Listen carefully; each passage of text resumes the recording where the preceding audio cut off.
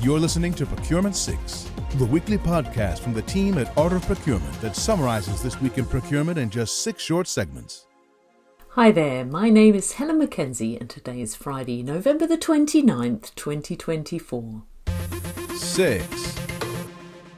It's Thanksgiving weekend for Art of Procurement listeners in the US this week, so that means it's a great moment for me to reflect on gratitude in the world of procurement.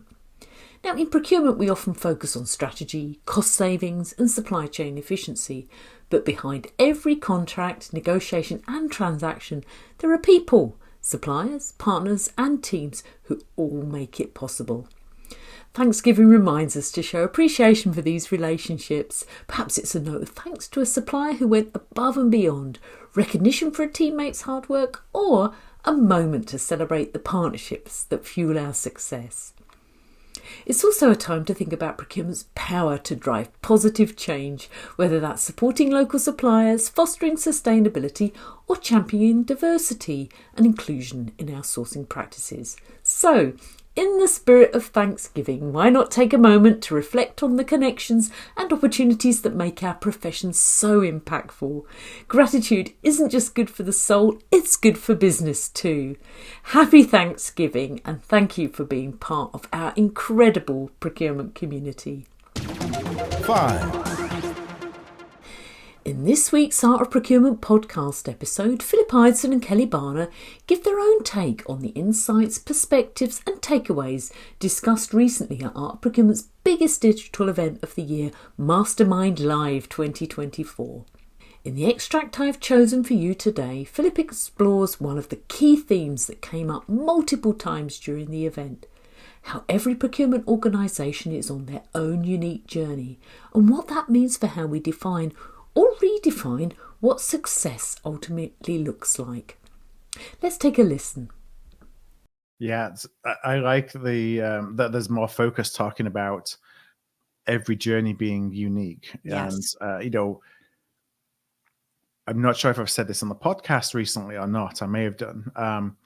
But when we grew up as a function, we grew up around standardization. And this we were driven a lot by benchmarks, and that, best in class procurement meant that you had to do X, Y, and Z, whatever X, Y, and Z was, and these were metrics to achieve it. And so we all kind of went on that pathway. And, anybody who said, well, my organization is different, or my company is different, we're unique, kind of got, some shade thrown at them for saying, well, that's your excuse for not doing it. But the reality is that, there is no true thing such as best in class. There are, more effective ways of doing things than others, but best in class is determined by the organization you work from. It's like best in whose class. And so I think there's being more realization more realization of every journey being unique, but also a second, we now have tools and technologies that allow us to be a lot more flexible in how we build procurement operating models in a way that adapt to what the business needs, as opposed to it just being, we have a few choices, they all do things in a very, kind of linear way, and you kind of fit your process to meet the technology. So we can be a lot more flexible rather than standardising. That's good to know. To listen to the full episode, go to artofprocurement.com/podcast or search for Art of Procurement and subscribe wherever you listen to podcasts, or click on the link in today's show notes. 4. It's time for procurement to rethink how they're using, or rather how they're not using, digital contracts. While many of us know we could be doing a better job at contract management, making the switch from managing contracts with outdated manual practices to viewing contracts as highly valuable business assets that can drive significant value can feel overwhelming. To help you make the switch, we teamed up with Ironclad on a new white paper co-created with the team titled From Lagging to Leading, Driving the Transition to a Superior CLM. In the paper we lay out how procurement can use AI and a contract lifecycle management platform to finally realise the full potential of their digital contracts.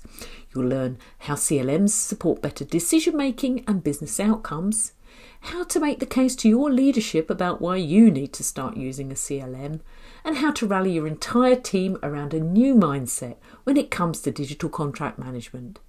Be sure to see the show notes and download your copy today. This is Procurement 6 from Art of Procurement. To get notified every time an episode is published, go to artofprocurement.com/subscribe. 3. AI-powered, tech-driven, data-first. The way we describe procurement is always defined by technology's influence, but we know that the work of procurement is inherently human. It's about relationships, collaboration, communication, and trust. You could say the human element is the art behind the science of procurement, and the way they work together is the driving force behind all we do. Now that's what Kelly Barner and her guest Matthew Schultz talk about in a recent episode of I Value As Love Procurement podcast. Matthew is the founder of MatchAt, an accelerator for career-minded procurement professionals, and in this episode he shares his perspective on the value of having strong professional relationships, both in person and online. To listen to the full episode, click on the link in today's show notes. 2. Now, one of our go-to sports here at Art of Procurement is football, or soccer for you folks in the US, and contracts related to players often attract a lot of coverage, none more so than recent comments by my own Liverpool FC football player Mohamed Salah. Negotiating a high-stakes contract is a game of precision, strategy, and understanding the value that each party brings to the table. And recent discussions around Salah's contract at Liverpool offer an interesting case study for anyone involved in negotiations, including procurement professionals like us. In fact, the last contract negotiation was the subject of a study at Harvard. Now Salah, who's already Liverpool's highest paid player, reportedly seeks terms reflecting both his performance and broader market value. And the complexity arrives in balancing immediate compensation with performance-based incentives, a move designed to align individual and team goals. For Liverpool, this negotiation isn't just about retaining a player, it's about managing risk, ensuring long-term value and sustaining their competitive advantage in a demanding market. Procurement can take a page from this playbook.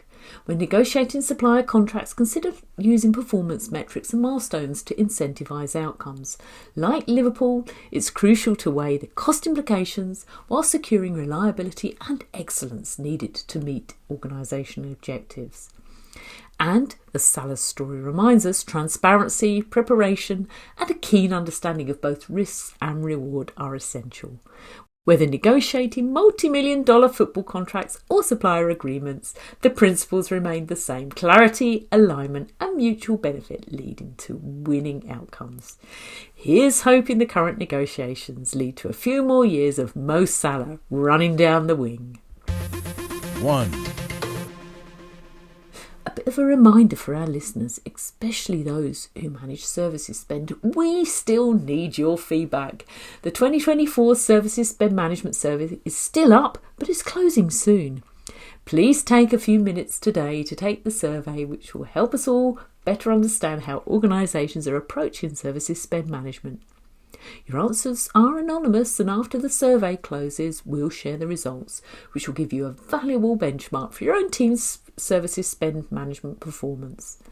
The results will also give you insight into the challenges, trends and opportunities identified by services spend managers around the world to help you set the right priorities for 2025 and beyond. So click on the link in today's show notes to take that survey now. Thanks for listening. We'll be back next Friday at 6 a.m. U.S. Eastern Time. If you've enjoyed this pod, help us grow and tell your peers to search for Procurement 6 wherever they get their podcasts.